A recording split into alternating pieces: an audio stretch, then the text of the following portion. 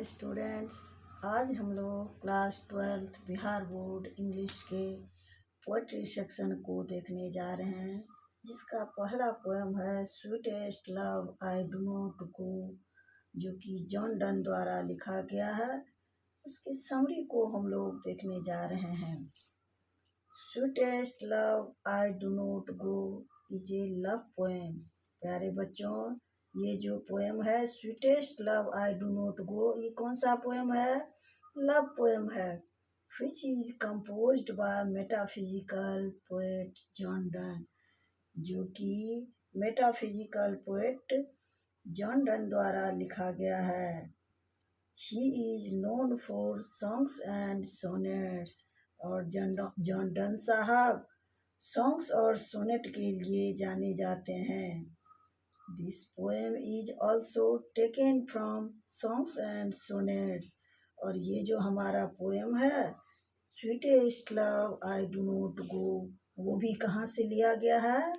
Songs and sonnets से। which first published in 1633, जो कि 1633 ईस्वी में पहली बार प्रकाशित हुआ था।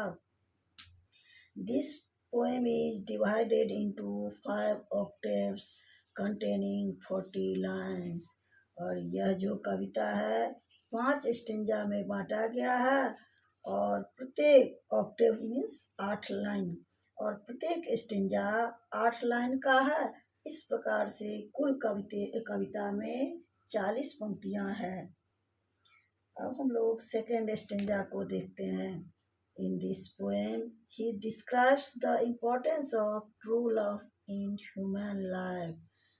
इस कविता में कवि जो है मनुष्य के जीवन में सच्चे प्यार का क्या महत्व है, इसे दिखाना चाह रहे हैं। The poet is going to Germany, और हम लोग एक्सप्लेनेशन सेक्शन में ही हम लोग देखे थे कि कवि जर्मनी जा रहे हैं, एक लंबी यात्रा पर निकल रहे हैं, जिसके कारण क्या थी, उनकी पत्नी काफ़ी दुखी थी, चिंतित थी। So his wife is afraid of what will happen in the journey, और उनकी पत्नी जो है इस बात को लेकर भयभीत थी कि न जाने जर्नी में क्या होगा।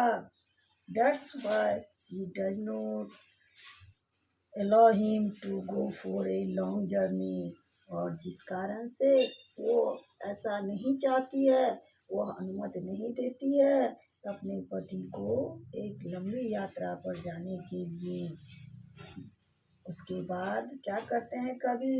The poet consoles his beloved, अपनी पत्नी को सांत्वना देते हैं ओवर ए टेम्पोररी सेपरेशन, और कह रहे हैं मैं जो जा रहा हूँ ये परमानेंट नहीं जा रहा हूँ, कुछ दिनों का है, कुछ दिनों का हम लोग का अलगाव है, कुछ दिन ही तो हम लोग दूर रहेंगे और फिर तो वापस आएंगे ही ना।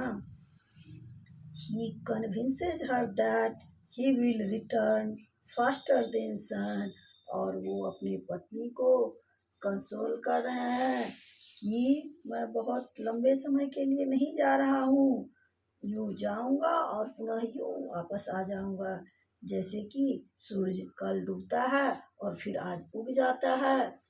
तो जैसे सूरज डूबा था आज उग गया, ठीक उसी तरह मैं भी यात्रा पे जाऊँगा और यात्रा से पुनः जल्दी ही वापस आऊँगा। इतना ही नहीं, सूरज से भी तेज, स्पीडियर जर्नी देन सन, सूरज से भी तेज गति से यात्रा करके जाऊँगा और यात्रा करने के बाद वापस आऊँगा। टाइम विल पास फास्ट, क्या होगा, समय तो यूं ही जल्दी ही बीत जाएगा, एक छोटा सा समय है, इसे बीतने में समय नहीं लगेगा। So there is no need to worry, इसलिए है मेरी प्रियतमा, मैं इसके लिए तुम्हें चिंता करने की कोई आवश्यकता नहीं है। He says true love never died, और अपनी पत्नी को सांत्वना देते हुए कह रहे हैं कि हम लोग ट्रू लवर हैं, और जो है ट्रू लव कभी मरता नहीं है, और मरने के बाद भी वो स्वर्ग में भी जा कर के मिट्स इन द हेवन, और दोनों आत्माएं स्वर्ग में जा कर के एक साथ मिल ही जाती है। अब हम लोग अगले स्टेंजा में देखते हैं। The poet tells her not to shed tears, और अपनी पति को कह रहे हैं कि तुम आंसू मत बहाओ।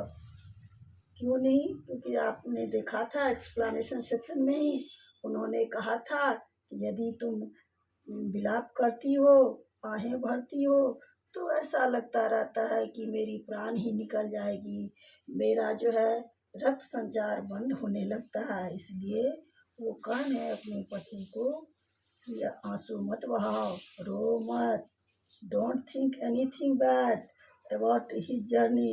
अरे मेरे यात्रा के बारे में कुछ बुरा मत सोचो। कई एक बार ऐसा होता है कि जैसा लोग बुरी बातें सोचता है मन में, और वैसे ही घटनाएं घटित भी हो जाती है। इसीलिए कवि अपने प्रेमिका को कंसोल करते हुए कह रहे हैं कि मेरे बारे में कुछ बुरा मत सोचो, अदरवाइज डेस्टिनी में फुलफिल इट। कहीं ऐसा ना हो कि भाग्य तुम्हारे मन की इच्छा को पूरा कर दे। At last, the poet says that true lovers cannot be separated. वो कहना चाह रहे हैं कि दो जो है सच्चे प्रेमी कभी भी अलग नहीं हो सकते हैं। इवन बाय डेथ, कहीं मृत्यु भी हो जाती है तो मृत्यु भी एक दूसरे को अलग नहीं कर सकती है। उन दोनों की आत्माएं स्वर्ग में जाकर के भी एक दूसरे से मिल ही जाती है। They never die and depart from each other.